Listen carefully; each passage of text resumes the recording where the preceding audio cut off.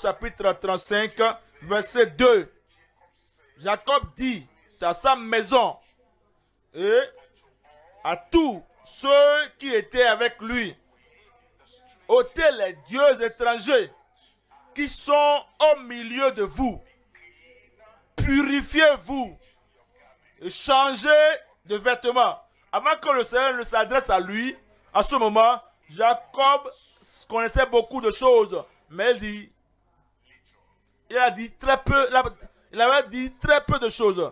Il savait que les membres de sa famille avaient des dieux étrangers. Il savait qu'ils ont des habitudes impures. Il savait qu'ils ont des vêtements qui n'étaient pas convenables pour la présence de Dieu. Mais il n'a jamais dit quelque chose. Il n'a jamais parlé. Combien de fois dans nos vies, nous sommes devenus très vaincus, que nous sommes incapables de parler et ne parlons plus, devenus comme des patrons. Nous connaissons beaucoup de choses autour de nous. Nous savons beaucoup de choses dans notre congrégation, dans notre ministère, dans notre famille, et comme des membres de la famille.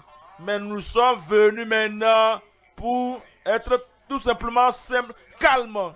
Nous-mêmes ne sommes même plus de Bethel et les membres de notre famille ne sont même plus réellement à Bethel. Et les membres de notre congrégation ne sont pas aussi à Bethel. Et comme nous aussi ne sommes pas à Bethel, nous gardons le silence. Maintenant, Dieu appela Jacob et Dieu dit, lève-toi, va et demeure-y. Maintenant, il a répondu à cela. Il a parlé à sa maison. Et il s'adressa à tous ceux-là qui étaient avec lui. Il dit quoi? Ôtez les dieux étrangers qui sont au milieu de vous. Purifiez-vous et changez de vêtements. Voyez le verset 3 là. Verset 3 il dit, nous lèverons et nous monterons à Bethel. Là, je dresserai un autel au Dieu qui m'a exaucé dans le jour de ma détresse et qui a été avec moi pendant le voyage que j'ai fait. Voilà le verset 4. Au verset 4, et il, sans aucune restriction et sans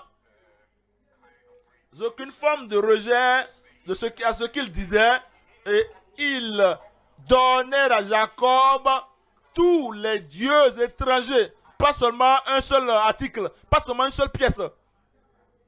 Tout ce qu'ils avaient sur eux. Et Jacob n'avait pas mentionné ici des boucles d'oreilles, mais ils savaient dans leur cœur qu'ils avaient des idoles et ils ont fait de ces boucles d'oreilles des dieux. Et en toute sincérité, en fidélité à répondre à Jacob, bien que Jacob n'ait pas mentionné cela, ces choses sont devenues des idoles dans nos cœurs. Maintenant, et nous ont fait ressembler aux autres nations et ressembler à tous ces étrangers autour de nous.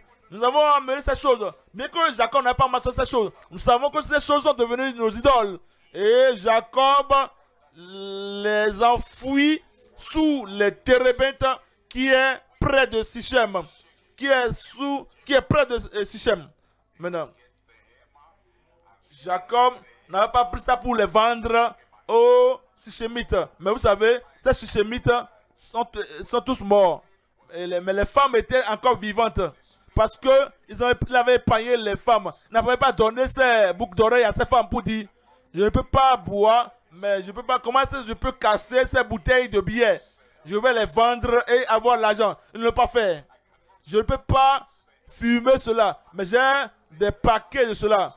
Maintenant, je vais les vendre à ceux qui veulent être empoisonnés et je vais prendre l'argent. Ils ne l'ont pas fait ainsi. Ils ont tout abandonné. Et il dit, ensuite, Jacob les a fouillés sous le térébinthe qui est près de Sichem. Verset 5 maintenant. Ensuite, il partit. S'ils ont fait tout cela et ils restaient où ils sont, ils ne seront pas au centre de la volonté de Dieu. Après qu'ils aient tout abandonné, ces idoles, ces dieux étrangers, et qu'ils aient tout donné, on dit ensuite il partit.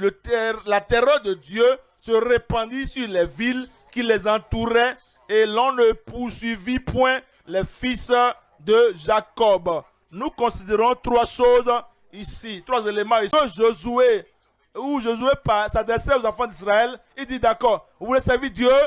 Je vous l'avais dit, vous ne pouvez pas servir Dieu parce que je sais ce qui est dans vos mains, je connais ce qui est dans vos familles. Ils disent oui, nous allons servir Dieu, d'accord. Si vous voulez servir Dieu, maintenant donc, vous devez mettre de côté les dieux étrangers.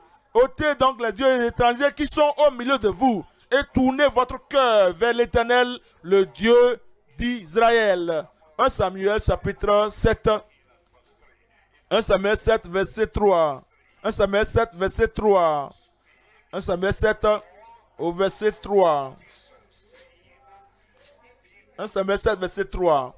Samuel dit à toute la maison d'Israël, si c'est de tout votre cœur que vous revenez à l'Éternel, ôtez du milieu de vous les dieux étrangers. Samuel s'adressant à eux. Élie était le dirigeant et le sacrificateur.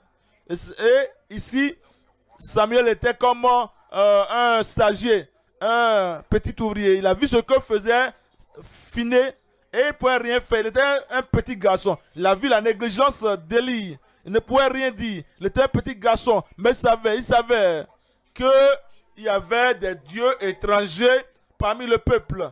Et maintenant, Élie est parti.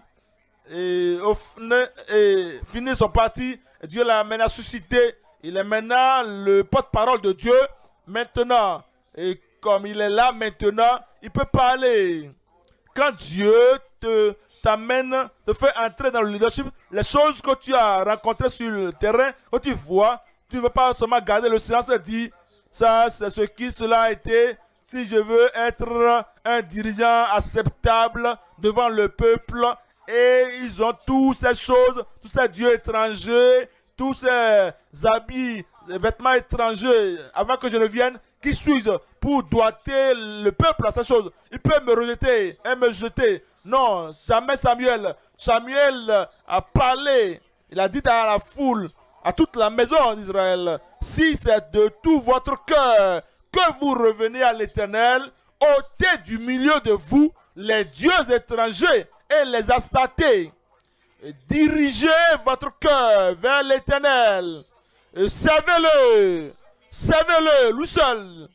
Et il vous délivrera de la main des Philistins. Voilà le verset 4. Au verset 4, et les enfants d'Israël ôtaient du milieu d'eux les Baals et les Astatés. Et il servit l'Éternel seul. Je prie que ton ministère ait d'impact. Vous savez, si vous prêchez seulement et que vous parcourez la Bible et le peuple ne connaît pas exactement ce qu'ils doivent abandonner, ce de quoi ils doivent se repentir, et vous prêchez vous prêchez la Bible, et que cela n'apporte pas de conviction à quelqu'un. Cela ne donne pas de conviction à quelqu'un, la conversion à quelqu'un, et les gens continuent dans leur habitude, dans leur style de vie, avec les dieux étrangers que Dieu n'a pas approuvé. Ça, c'est un ministère perdu, un ministère gâché. Mais lorsque Samuel s'était adressé à eux, les enfants d'Israël ils ôtaient du milieu d'eux les Baals et les Astatés, et ils servirent l'Éternel seul.